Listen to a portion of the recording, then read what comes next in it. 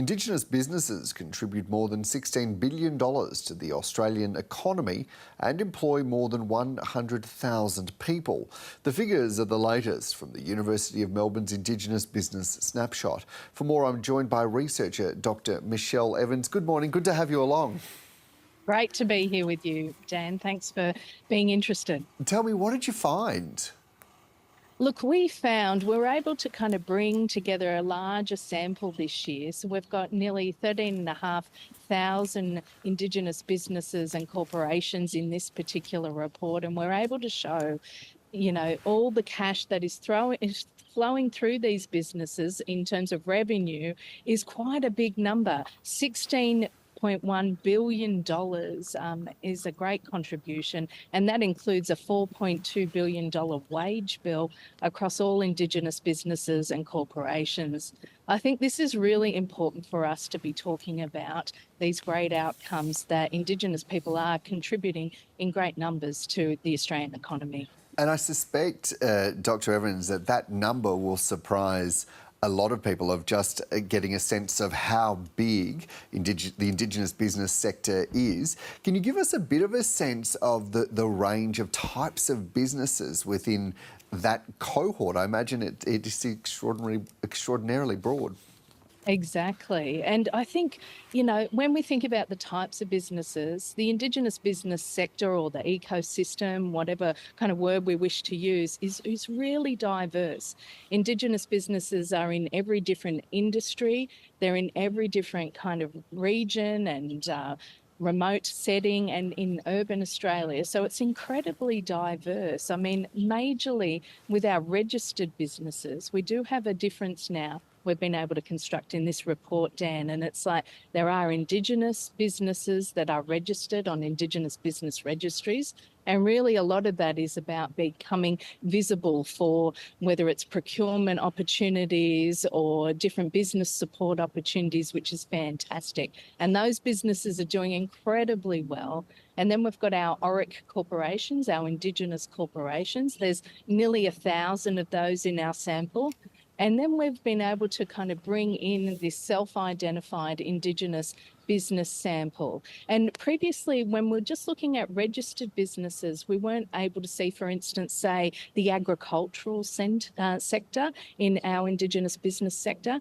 But now we've got these Indigenous self-identified businesses. So we've been able to kind of bring, working with the Australian Bureau of Statistics, information from, say, the census and from where people identify as Indigenous in our public administrative data with when they identify as self-employed and work out where all of these businesses are. And we've found quite an extensive agricultural, forestry and fishing sector, which we hadn't seen before. But as you know, there's a lot of Indigenous businesses in professional services and construction and a small budding retail sector as well. So it's all over and so many different industries. It's very exciting. That's particularly fascinating about agriculture, isn't it, Dr. Evans? Because that would, the way you've explained it just now, would sound to me as though this is Indigenous people that are running businesses that does not necessarily have an Indigenous bent to their business, that just happens to be who they are. And is this something that hasn't been seen before, or is it just that it's been hard to get that data in the past? Yeah, both of those things are true. I think previous work by the ANU has been able to try and create these estimations of how big our Indigenous business sector is and looking at, say, about 17,500 businesses. In our sample, we've been able to kind of have 13,500 trading businesses. And this self-identified sole traders and partnerships, as you say, they've made a decision to not be on registries, which is great for us as researchers, because we've got that comparative to see that Aboriginal businesses that are on Indigenous business registries are doing so much better. They're really doing great. They're employing more people. They're a little bit bigger. But these smaller businesses, there's a hell of a lot of them, over 8,000 that we were able to see in our particular research work for this snapshot. And I would really encourage people to dig into it, because you'll see the diversity of what they're doing. And these might be, partnerships like mum and dad businesses, and a lot of them are in rural and remote Australia. When we talk about the partnerships, Dan, I mean, over 78% of them are in rural and remote Australia. So we want those businesses to continue to do incredibly well. And we'd really like to think about different ways to encourage and support that part of the sector. Yeah, that's quite an extraordinary statistic, isn't it? This, your research also found that Indigenous business employ more than 116,000 people, that also there are non-monetary benefits. I'm keen for you to just expand on that, and also whether you looked into blackclading as well. Yeah, so let me start with the employment. It is an excellent number, and we're going to work really hard in the next couple of years with the Australian Bureau of Statistics to figure out how many of that 116,000 odd employees all over Australia are also Aboriginal and Torres Strait Islander, because I think, we're all interested in this idea of how many Aboriginal and Torres Strait Islander people our Indigenous business sector is employing, often becoming first employers, and also incubating new business people out of these businesses. I think in terms of, the non-monetary benefits, this is something we need to really focus on. I mean, obviously the numbers are really exciting. They're very brilliant. But as you know, our people are coming from a low to no base of intergenerational wealth, low to no home ownership, all of those sort of financial assets. So the big leap that we're seeing with these numbers is incredibly important, but it's not the only contribution.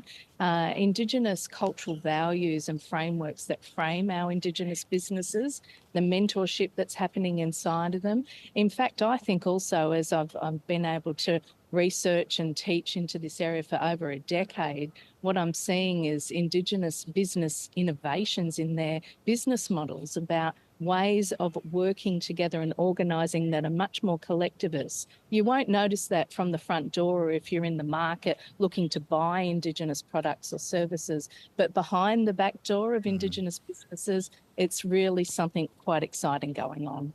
And just finally, Dr. Michelle Evans, what about blackcladding? And we've heard a lot of discussion within the Indigenous community in the last 18 months to 2 years about organisations that will have an Aboriginal person as a front person perhaps, or on a board of directors, or some way to indicate that there is complete ownership. Is that something that you looked into in the frame of this piece of research?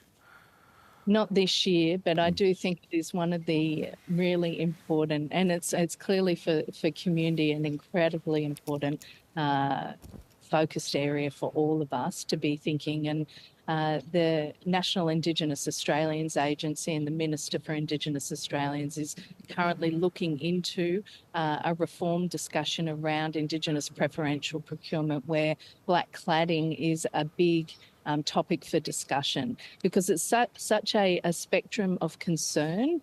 There is, as you said, Dan, that corporate structure piece about, who's owning it, who's managing it, who's controlling it, how do we check and make sure and keep Indigenous business leaders really up there. Dr. Evans, I'll have to jump in and leave it there. Thank you so much for your time.